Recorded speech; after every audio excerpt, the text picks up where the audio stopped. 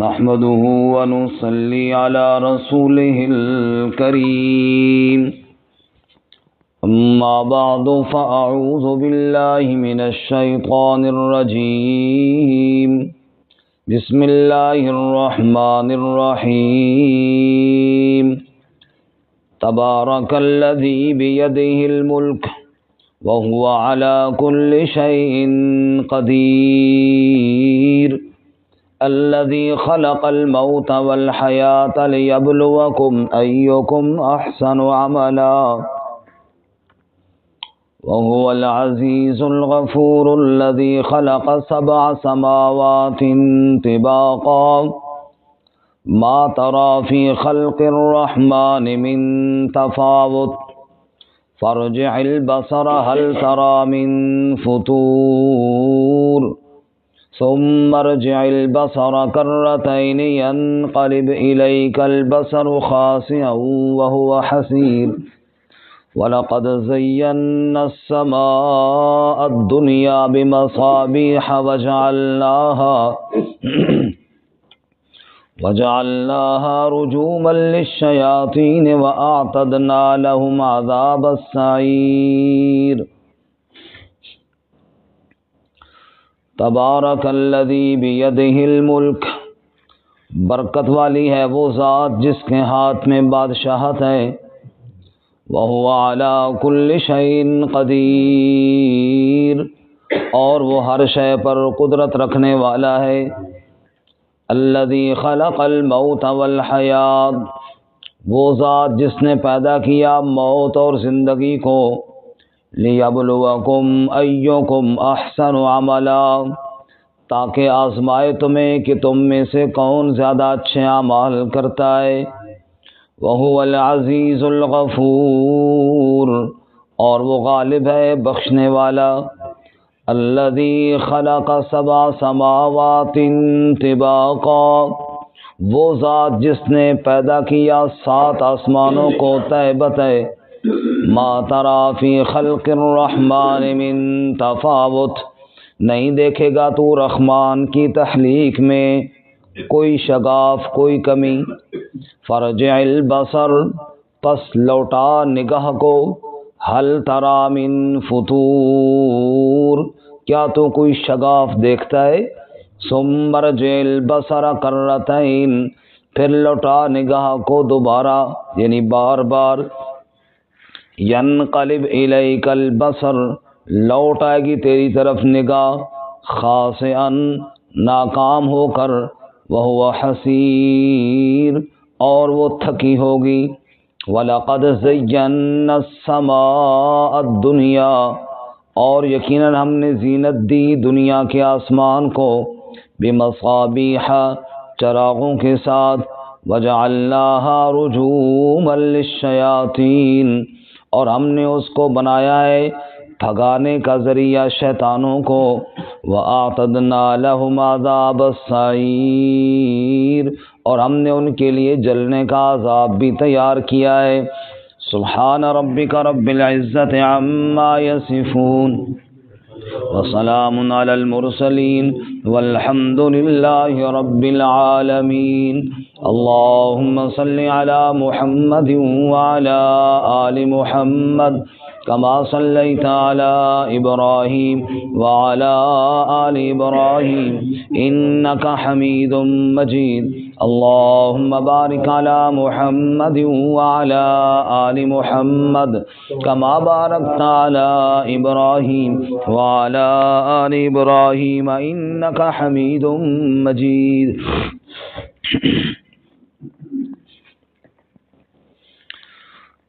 معزز سامعین، سورۃ الملک کی ابتدائی 5 آیات تلاوت کی ہیں۔ اللہ رب العزت ان آیات کے مطابق صحیح بیان کی توفیق عطا فرمائے اور ہمیں قرآن و سنت پر عمل کرنے کی توفیق عطا فرمائے۔ سورۃ الملک بڑی اہم صورتوں میں سے ایک صورت ہے۔ رسول اللہ صلی اللہ علیہ وسلم کا ارشاد گرامی ہے کہ قرآن مجید میں ایک صورت ہے جس کی 30 آیتیں ہیں، اور جو آدمی اس کی تلاوت کا معمول بناتا ہے یہ صورت اس کو عذاب قبر سے بچاتی ہے۔ عذاب قبر اللہ ہم سب کو اس سے محفوظ فرمائے، آخرت کی منزلوں میں پہلی منزل ہے۔ یہی وجہ ہے کہ حضرت سیدنا عثمان ذی النورین رضی اللہ تعالیٰ عنہ قبر کے پاس جاتے تو خوب روتے تھے۔ کسی نے پوچھا کہ آپ جہنم کے تذکرے پر اتنے آنسو نہیں بہاتے جتنا قبر کے تذکرے پر آنسو بہاتے ہیں؟ فرمانے لگے کہ اس لیے کہ رسول اللہ صلی اللہ علیہ وسلم نے ارشاد فرمایا کہ قبر آخرت کی منزلوں میں پہلی منزل ہے۔ جو آدمی یہاں ناکام ہو گیا بعد والے مراحل اس سے زیادہ سخت ہوں گے، اور جو یہاں سے بچ نکلا انشاءاللہ اللہ تعالیٰ آگے بھی کرم فرمائیں گے۔ تو اللہ تعالیٰ ہم سب کو عذاب قبر سے محفوظ فرمائے۔ سورہ مبارکہ کا موضوع اور عنوان ہے تبارک الذی بیدہ الملک، برکت دینے والی ذات صرف اللہ کی ہے۔ اس پر اللہ تعالیٰ نے دلائل دیے ہیں۔ برکت کہتے ہیں تقدس کو، برکت کہتے ہیں کسی چیز کے اندر خیر شامل کر دینے کو، نحوست اٹھا دینے کو، اور یہ اختیار صرف اللہ ہی کے پاس ہے۔ وہ جس میں چاہے جس چیز کو چاہے برکت والا بنا دے۔ قرآن مجید میں اللہ تعالیٰ نے مختلف چیزوں کا تذکرہ کیا کہ وہ برکت والی ہیں۔ مثلا خود قرآن مجید برکت والا ہے۔ کتاب انزلناہ الیک مبارکن، اللہ فرماتے ہیں عظیم الشان کتاب جو ہم نے آپ کی طرف نازل کی مبارکن، یہ بہت برکت والی ہے۔ کعبۃ اللہ کے بارے میں ارشاد فرمایا کہ کعبہ برکت والا ہے۔ ان اول بیت وضع للناس للذی ببکۃ مبارکہ، فرمایا پہلا گھر جو مکہ میں بنایا گیا وہ مبارکہ، وہ بڑی برکت والا ہے۔ زیتون کے درخت کو اللہ تعالیٰ نے برکت والا کہا ہے۔ باقی آج کل تو نئے نئے آئل آ گئے ہیں نا جی، پتہ نہیں کس چیز کے ہوتے ہیں۔ اگر اللہ وسعت دے اور انسان کے پاس پیسے ہوں تو وہ زیتون کا آئل خریدے، اس سے اچھا اور کوئی نہیں، کیونکہ اس کو اللہ نے برکت والا کہا ہے۔ اللہ تعالیٰ فرماتے ہیں یوقد من شجرۃ مبارکہ زیتونۃ لا شرقیۃ ولا غربیہ، فرمایا برکت والا درخت زیتون کا، اس کے مبارک تیل سے، وہ اللہ مثال دیتے نا سورۃ النور میں کہ روشن چراغ ہے جس میں قندیل ہے اور خوبصورت ہے، اور اس میں برکت والے درخت زیتون کا تیل ڈالا گیا ہے۔ تو برکت والا تو وہ ہے نا جس کو اللہ تعالیٰ برکت والا کہہ رہے ہیں۔ اسی طرح انبیاء علیہم الصلاۃ والسلام کی ذات مقدس اللہ تعالیٰ نے ان میں برکتیں رکھی۔ وبارکنا علیہ وعلی اسحاق ومن ذریتہما محسن وظالم لنفسہ مبین، اللہ فرماتے ہیں ہم نے انبیاء میں برکتیں عطا فرمائی ہیں۔ بعض جگہیں بڑی برکت والی ہیں، حرمین شریفین تو ہے ہی ہیں، اسی طرح تیسرا حرم مسجد اقصی کا، سبحان الذی اسری بعبدہ لیلا من المسجد الحرام الی المسجد الاقصی الذی بارکنا حولہ، مسجد اقصی وہ ہے جس کے ارد گرد میں ہم نے برکتیں عطا فرمائی ہیں۔ تو یہ جگہ برکت والی ہے۔ ہر علاقے میں جہاں پہ اللہ تعالیٰ اپنی خیر رکھیں اور شر سے بچائیں وہ جگہ برکت والی ہے۔ اس لیے یہ دعا خود قرآن مجید میں ایک موجود ہے کہ رب ادخلنی مدخل رب انزلنی منزلا مبارکا، رب انزلنی منزلا مبارکا وانت خیر المنزلین۔ کہیں آپ جائیں تو یہ دعا پڑھے، اے میرے رب مجھے برکت والی جگہ پہ لے جا، مجھے برکت والی جگہ پہ، ایسی جگہ پہ نہ ہو جہاں پہ مجھے کوئی نقصان ہو جائے۔ تو بہرحال برکتیں دینے والی ذات اللہ ہی کی ہے۔ یہ وہ چیزیں ہیں جن میں اللہ نے برکتیں رکھی ہیں۔ برکت دینے والی چیز ان میں کوئی نہیں ہے، برکت دینے والی ذات صرف کس کی ہے جی؟ اللہ تعالیٰ کی۔ اس لیے یہ نظریہ اور عقیدہ رکھنا کہ نیک لوگ آئیں گے ہمارے گھر میں، کھانا کھائیں گے، ہمارے گھر میں بیٹھیں گے، اللہ برکتیں نازل کرے گا، یہ تو ٹھیک ہے بھائی، نیک لوگوں کے آنے سے اللہ تعالیٰ کی رحمتیں آتی ہیں، اللہ کی برکتیں، یہ تو بات ٹھیک ہے، لیکن یہ کہنا کہ یہی شخص مجھے برکت دے گا، یہ بات غلط ہے۔ برکت اللہ کے علاوہ اور کوئی دے سکتا نہیں ہے، برکت دینے والی ذات صرف اللہ تعالیٰ۔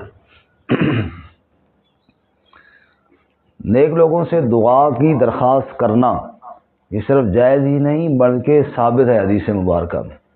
خود رسول اللہ صلی اللہ علیہ وسلم نے حضرت عمر رضی اللہ عنہ کو فرمایا، جب حضرت عمر رضی اللہ عنہ عمرے کے لیے جا رہے تھے، اشرکنا یا اخی فی دعائک، اے میرے بھائی مجھے بھی اپنی دعاؤں میں یاد رکھنا۔ حضرت عمر رضی اللہ عنہ فرماتے ہیں مجھے ساری کائنات کی دولت مل جائے نا، نبی پاک کا مجھے یہ جو کہنا والے جملہ تھا نا کہ میرے لیے دعا کرنا، یہ ساری کائنات کی دولت سے مجھے زیادہ محبوب تھا کہ حضور مجھے کہہ رہے ہیں کہ میرے لیے دعا کرنا۔ معلوم ہوا دعا کی درخواست کرنے میں بھی کوئی حرج ہے۔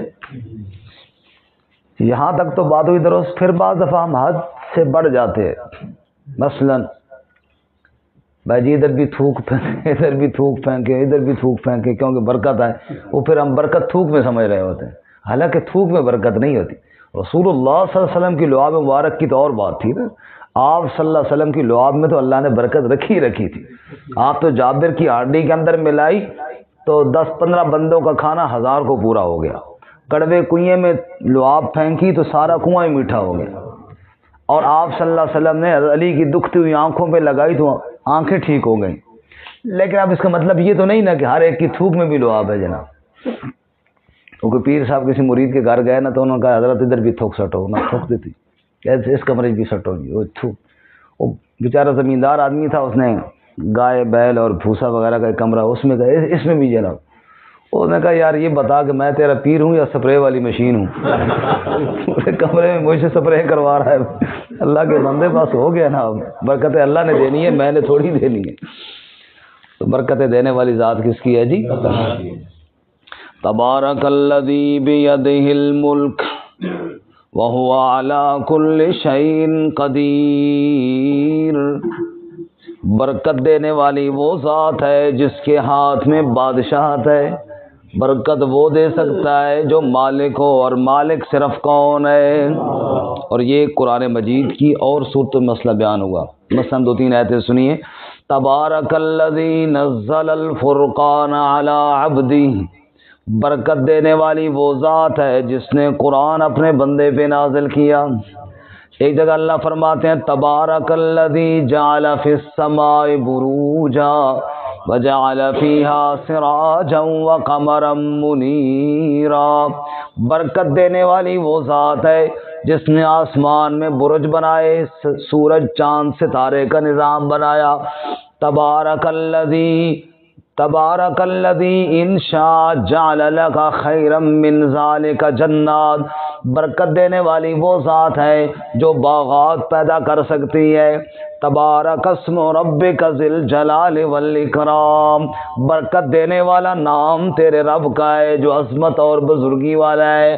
اور یہاں فرمایا تبارک الذی بیدہ الملک، برکت دینے والی وہ ذات ہے جس کے ہاتھ میں بادشاہت ہے۔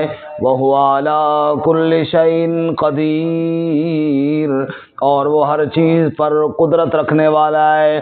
بادشاہ اور مالک بھی اللہ، قدرت رکھنے والا قدیر بھی اللہ، تو برکت دینے والا بھی کون؟ الذی خلق الموت والحیات لیبلوکم ایکم احسن عملا، برکت وہ ذات دینے والی ہے جس نے موت کو پیدا کیا اور زندگی کو پیدا کیا۔ موت اور حیات کا مالک صرف کون ہے؟ ایک وہی ہے رب کی ذات جس کے ہاتھ ہے موت حیات، نہیں کوئی مالک رب کے سوا۔ لا الہ الا اللہ الذی خلق الموت والحیات، موت اور حیات کو کیوں پیدا کیا یا اللہ؟ بندہ دنیا میں آیا، کچھ عرصہ تو بچپن میں گزر گیا، سمجھ ہی کوئی نہیں تھی، پھر کچھ عرصہ جوانی اور صحت آئی، پھر اعضاء ڈھلنا شروع ہو گئے، پھر آنکھوں کی نظر کمزور ہو گئی، کانوں کی سماعت کمزور پڑ گئی، چلنے کی طاقت کوئی نہ رہی، پکڑنے کی قوت ختم ہو گئی، حتیٰ کہ یادداشت بھی جواب دینے لگ گئی۔ پھر بندہ فوت ہو گیا، پھر اٹھایا جائے گا۔ اے اللہ یہ سارا نظام کیوں بنایا تو نے؟ اللہ فرماتے ہیں لیبلوکم ایکم احسن عملا، تاکہ اللہ تمہیں آزمائے تم میں اچھے عمل کرنے والا کون ہے۔ کچھ عرصہ تجھے صحت دی، کچھ عرصہ تجھے جوانی دی اور تجھے اختیار دیا، کدھر چل کے جاتا ہے، خیر کی طرف یا شر کی طرف، کدھر دیکھتا ہے، میری اطاعت کی طرف یا میری بغاوت کی طرف، کیا سنتا ہے، میری آیات سنتا ہے یا میری آیات کے خلاف کوئی باتیں سنتا ہے۔ تجھے آزمایا، پھر وجود تیرا ہے، اس پر اختیار میرا ہے۔ تیرا وجود بوڑھا ہونا شروع ہو گیا، تو نئی طاقت رکھتا ہے اس کو جوان رکھنے کی۔ تیرا وجود نظر میں کھینچنا شروع ہو گیا، تو نئی طاقت رکھتا کہ نظر کو باہر رکھ سکے۔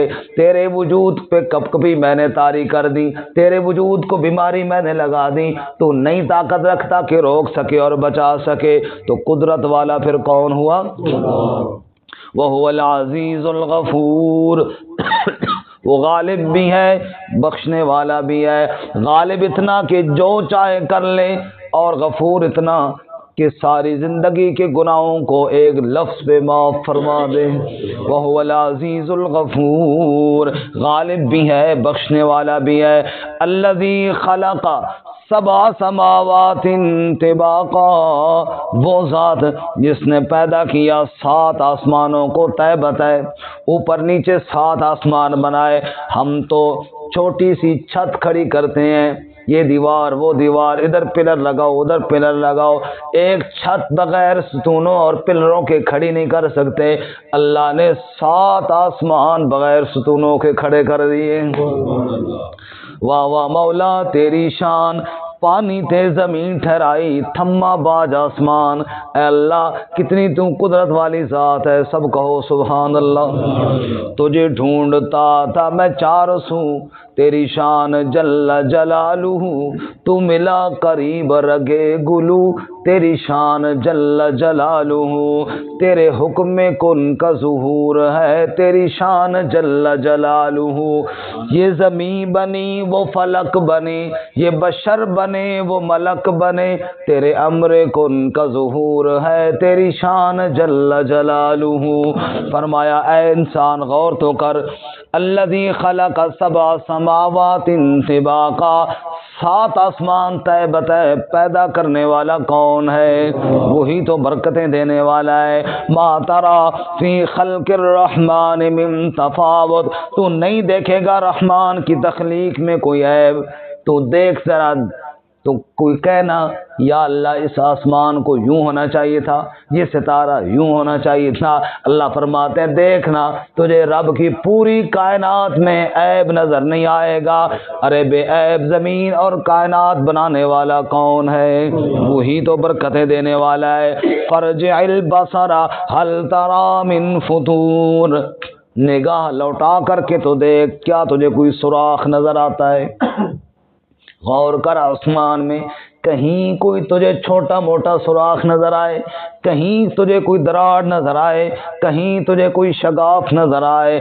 تیرے مکانوں میں ابھی 4 سال نہیں گزرتے کہ دراڑیں پڑ جاتی ہیں، چند سال نہیں پورے ہوتے کہ سوراخ بھی ہو جاتے ہیں، پانی بھی ٹپک پڑتے ہیں، اور بھی بڑے مسئلے ہو جاتے ہیں۔ اور رب نے جب سے کائنات بنائی ہے، صدیاں بیت گئی ہیں، نہ اس کو کوئی دوبارہ رنگ کرنے کی ضرورت پیش آئی، نہ دوبارہ اس کے اوپر جناب کوئی پینٹ کرنے کی ضرورت پیش آئی، نہ مرمت کرنے کی ضرورت پیش آئی۔ صدیاں بیت گئی ہیں اور گزرتی جائیں گی۔ ہل ترى من فطور، دیکھنا بندے کیا تجھے کوئی سوراخ نظر آتا ہے کہ کوئی نہ؟